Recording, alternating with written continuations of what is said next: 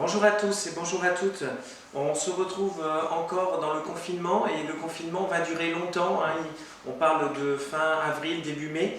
Et justement, on se retrouve un peu pris au piège dans ce confinement. On est un peu prisonnier dans nos foyers, dans nos maisons, dans nos appartements. Et je voudrais faire un parallèle pour vous encourager avec Paul et Silas qui eux aussi vont se retrouver en prison. Et Paul et Silas étaient deux hommes en liberté, ils étaient en train de parler de l'amour de Jésus et puis il y a des choses qui vont se passer, ils vont prier, ils vont libérer une dame et ça ne va pas plaire à la foule et ils vont les jeter en prison. Et on retrouve au verset 23 de Actes chapitre 16, après qu'on leur ait eu chargé de coups, ils les jetèrent en prison en recommandant au geôlier de les garder sûrement. Le geôlier, ayant reçu cet ordre, les jeta dans la prison intérieure et leur mit les sapes aux pieds. On retrouve Paul et Silas qui étaient dans une certaine liberté et tout d'un coup ils se trouvent en prison avec des chaînes aux pieds, enfermés et le geôlier qui est là, qui doit les garder. C'est un peu ce qui nous arrive, c'est paradoxal quand même. On est libre en France de se promener, on est libre de vivre comme on a envie, de faire même n'importe quoi avec notre vie. Et là, tout d'un coup, on se retrouve, parce qu'il y a le coronavirus, enfermé dans nos prisons, dans nos maisons, comme emprisonnés. Et la liberté, c'est quand même quelque chose d'important. Et je trouve dans le dictionnaire, par exemple, libre, c'est qui n'est pas soumis à un maître, à une autorité. Mais oui, on n'est pas soumis. Qui n'est pas soumis à une obligation, à un engagement non plus. On est libre.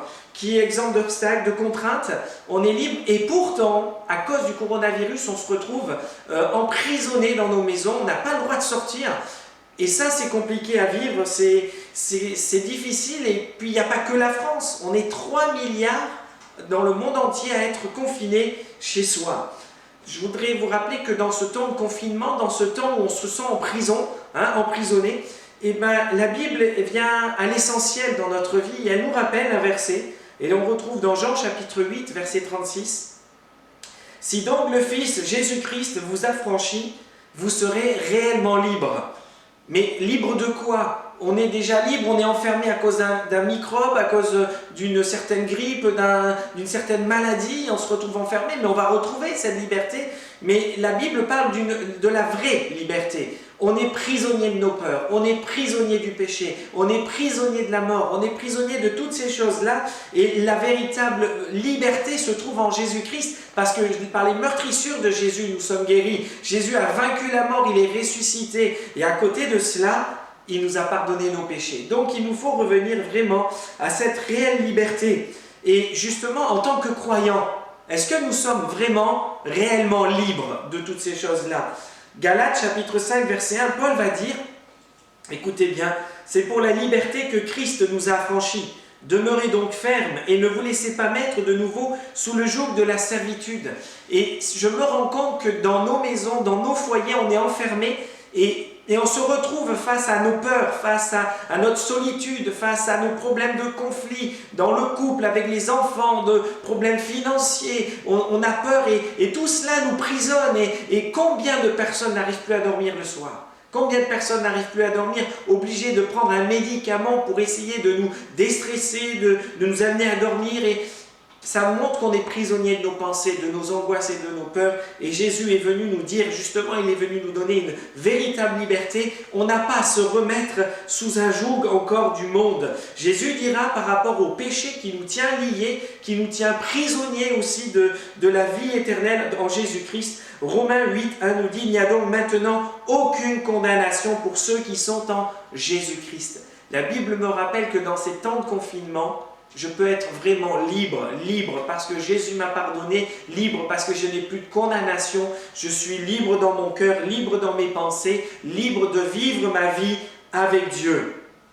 Le psaume 18, verset 3, me parle de ce que Dieu peut faire dans ma vie, dans cette réelle liberté. Quand j'ai compris cela et que dans ces temps de confinement, dans ces temps où je suis, on peut dire comme en prison, et dans ces temps-là, je peux retrouver une intimité avec Dieu. Et il y a un psaume qui dit « Éternel est mon rocher, ma forteresse, mon libérateur, mon Dieu, mon rocher, où je trouve un abri, mon bouclier, la force qui me sauve, ma haute retraite. » Ce verset me rappelle que oui, il est mon rocher, c'est-à-dire que même dans mes problèmes et mes difficultés, Dieu restera mon appui. Il est ma forteresse, c'est-à-dire qu'une forteresse c'est imprenable. Ça veut dire que Dieu, quand je suis en lui, je ne vais pas tomber, je ne vais pas succomber aux attaques. Il est dit aussi qu'il est mon libérateur, il est venu me rendre libre. Libre dans mes pensées, libre dans mon cœur, libre dans mon âme. Mon Dieu, mon rocher, que je trouve un abri, mon bouclier. Mon bouclier, Dieu veut être encore celui qui me protège des attaques de l'ennemi. Il est là pour me sauver, pour me protéger. Et je voudrais vous encourager vraiment dans ces temps de confinement, dans ces temps comme Paul et Silas qui se retrouvent en prison. Nous aussi, on se retrouve prisonniers dans nos maisons. Mais dans tout cela, Dieu a un plan pour nous. Il veut nous emmener plus loin. 1 Corinthiens chapitre 2 verset 12 me rappelle que nous n'avons pas reçu l'esprit du monde, mais l'esprit de Dieu. Et je crois que l'Esprit de Dieu, justement, il est venu pour me rassurer, il est venu pour me réconforter, il est venu pour me fortifier. Et ça, c'est quelque chose d'important. L'Esprit du monde va nous angoisser, l'Esprit du monde va nous apeurer, l'Esprit du monde va nous diminuer. Mais l'Esprit de Dieu qu'on a reçu, lui, il est là et il témoigne de l'amour que Dieu a pour nous. Et il est bien dit un peu plus loin, « Or le Seigneur, c'est l'Esprit. Et là où est l'Esprit du Seigneur, là est la liberté. » Et on se rend compte qu'on retrouve cette liberté dans la vie de l'esprit, même dans la prison. Paul et Silas vont vivre des choses exceptionnelles. Mais avant de parler de Paul et Silas qui se trouvent en prison, je voudrais vous parler d'un homme qui était libre, qui lui était libre et pourtant prisonnier. C'était le geôlier. Lui, il se trouve là, il est là pour garder les prisonniers, il est là pour guetter et il va se retrouver pourtant prisonnier de ses difficultés, de ses problèmes. La Bible dit que tous les hommes ont péché et que nous sommes tous prisonniers. Dans Romains 3, 23, car tous ont péché, sont privés de la gloire de Dieu. Un prisonnier est privé de sa liberté, il est privé. Et bien, quelqu'un qui vit dans le péché, quelqu'un qui n'a pas fait la paix avec Dieu, se retrouve prisonnier de son péché, prisonnier de sa condamnation. Mais dans tout cela, le Seigneur veut venir à notre secours. Cet homme, ce geôlier, était là pour garder des hommes qui avaient des peines de prison. Et justement, la peine de prison, la Bible en parle, dans Romains 6, 23, il est dit, le salaire du péché, c'est la mort. Et ça, c'est important de le réaliser parce que s'il y a des hommes et des femmes encore qui vivent sans Dieu, en n'ayant pas fait la paix avec Dieu, qui vivent encore dans le péché, alors la condamnation est pour eux. Alors oui, le salaire du péché, c'est la mort. Mais le don gratuit est Jésus-Christ. C'est lui qui est venu nous donner la vie éternelle. Il y a un psaume qui dit, c'est le 88, verset 9, et il dit « Me voilà enfermé dans mon malheur ». Impossible d'en sortir. Et on pourrait dire, je suis enfermé dans ma difficulté, je suis enfermé dans ma maladie, je suis enfermé chez moi, je ne m'entends plus avec mon épouse, je suis enfermé, j'arrive plus avec mes enfants à les supporter, je suis enfermé chez moi, je gagne plus d'argent, je ne sais pas comment je vais faire. Et bien le Seigneur, lui, veut nous emmener toujours plus loin et il nous faut sortir de cette prison. Ce geôlier était libre dans sa nature et pourtant prisonnier vraiment de son péché. Dans Jean chapitre 3 verset 16, la Bible me rappelle que Dieu a tellement aimé le monde, il vous a tellement aimé, il a tellement aimé ce geôlier qu'il a donné Jésus-Christ, son Fils unique, afin que ce geôlier, afin que vous et moi, nous soyons pardonnés, sauvés, que nous puissions croire en Jésus-Christ et que vraiment nous ayons la vie éternelle. Et c'est à cela que le Seigneur veut nous amener. Le geôlier, franchement, ils se sentaient libres. Et combien se sentent encore libres un peu dans leur maison? Et pourtant, on est malheureux. Il est dit au verset 27, regardez comment il était malheureux. Il tira son épée et il allait se tuer, croyant que les prisonniers s'étaient enfuis. Cet homme pensait au suicide. Cet homme voulait se suicider parce que pour lui, il était en échec. Il était là pour garder les prisonniers, il s'était enfui dans sa tête. Il croyait qu'il ne pouvait plus les garder. Ses repères étaient tombés, sa dignité était tombée, et sa responsabilité, il était arrivé au bout de lui-même. Au bout de lui-même, il s'est dit, je vais mourir, je vais me tuer. Voilà, c'était un homme libre et pourtant tellement malheureux de ses pensées, tellement prisonnier de ses pensées, qu'il a mené vraiment au suicide. Mais dans tout cela, dans cette difficulté, dans ce problème, dans cette remise en question de ce confinement, dans ce côté je suis enfermé, comment réagir face à cela? Il va avoir une bonne question. Et il va dire au verset 30, que faut-il que je fasse pour être sauvé? Il se rendait compte que l'homme ne pouvait pas le sauver. Il se rendait compte que l'institution, le monde, même l'État ne peut pas nous sauver de la mort. Et il s'est dit, tiens, Paul et Silas sont différents. Ce sont deux croyants, ils sont là. Qu'est-ce que je peux faire pour être sauvé? Et on va parler maintenant de Paul et Silas. Parce que Paul et Silas, eux, à l'inverse du geôlier, ils étaient prisonniers, ils avaient des chaînes, ils étaient enfermés, ils avaient des gardes qui veillaient sur eux, ils ne pouvaient pas sortir, ils avaient été battus et ils se trouvaient là en prison et pourtant eux étaient libres. Vous imaginez le paradoxe? Ces geôliers qui étaient libres, étaient prisonniers, ils pensaient jusqu'au suicide. Et Paul et Silas, dans la prison, il était dit au verset 25, vers le milieu de la nuit, Paul et Silas priaient et chantaient des louanges à Dieu. On se rend compte que Paul et Silas chantent, priaient, ils étaient heureux malgré les chaînes, malgré la prison, malgré les coups qu'ils avaient eus. Ils étaient là heureux en étant prisonniers et le geôlier qui était libre pensait au suicide. Dans Luc chapitre 12, verset 36, il est dit « Veillez donc et priez en tout temps, afin que vous ayez la force d'échapper à toutes ces choses qui arriveront et de paraître debout devant le Fils de l'homme. » Paul et Silas avaient compris cela. Ils étaient enfermés, ils étaient confinés dans leur maison, ils avaient leurs difficultés, leurs soucis, mais ils ne se sont pas plaints, ils n'ont pas pleuré, ils chantaient, ils priaient parce qu'ils savaient que dans leur maison, dans leur prison, dans leurs difficultés, il y avait Dieu qui était leur rocher, leur refuge, leur abri, leur libérateur. Malgré les problèmes, malgré la maladie, malgré les difficultés rencontrées, les témoins, les croyants témoignent de leur foi. Paul et Silas témoignent de leur foi. Et je crois que c'est important, vers le milieu de la nuit, c'est bien dit. Dans la nuit, on ne dort pas quand on a des problèmes et des difficultés. C'est synonyme de souffrance, la nuit, de combat. Normalement, on devrait être en paix. Et eux, ils chantaient, ils priaient.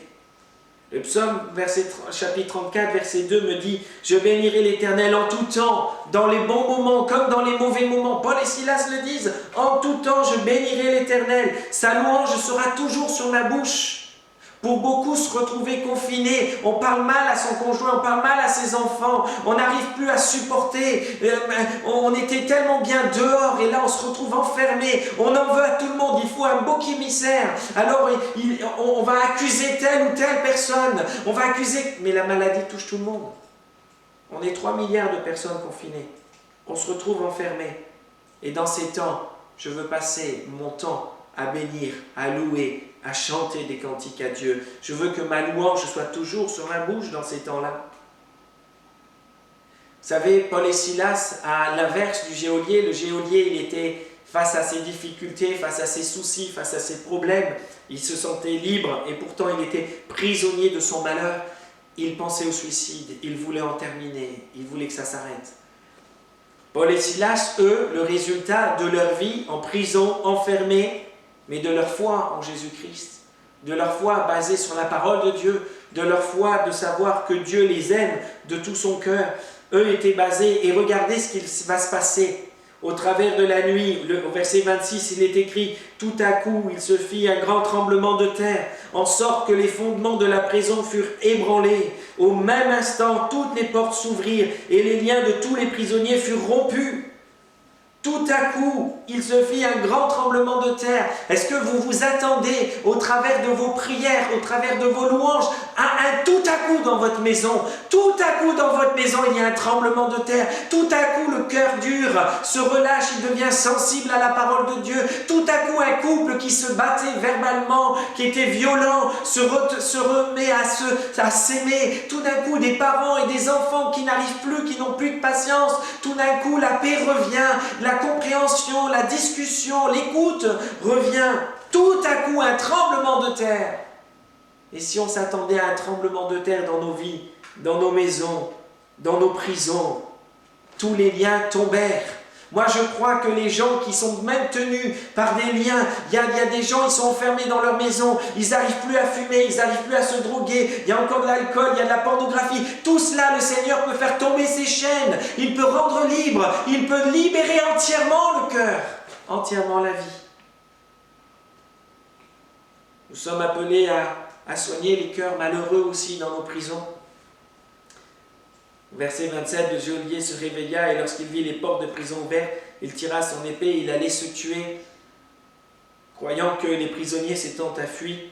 Mais au verset 28, il est écrit, « Mais Paul cria d'une voix forte, « Ne te fais point de mal, nous sommes ici. » Vous imaginez que vous pouvez être cette voix, la voix de Paul peut retentir au travers d'un coup de téléphone, au travers d'un mail, au travers dans votre famille. Ne te fais point de mal, arrête de te mettre en colère, arrête de critiquer, arrête de souffrir, arrête de pleurer, arrête de te droguer, arrête de boire. Ne te fais point de mal. Dieu est là, il t'aime, il veut te sauver. Le langage qu'il va entendre, c'est au verset 31.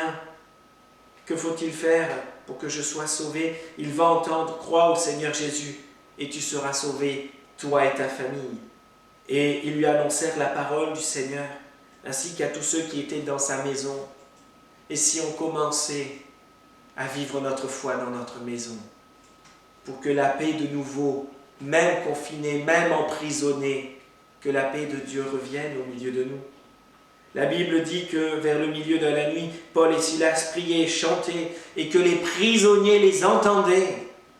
Le témoignage du croyant, les prisonniers les entendaient.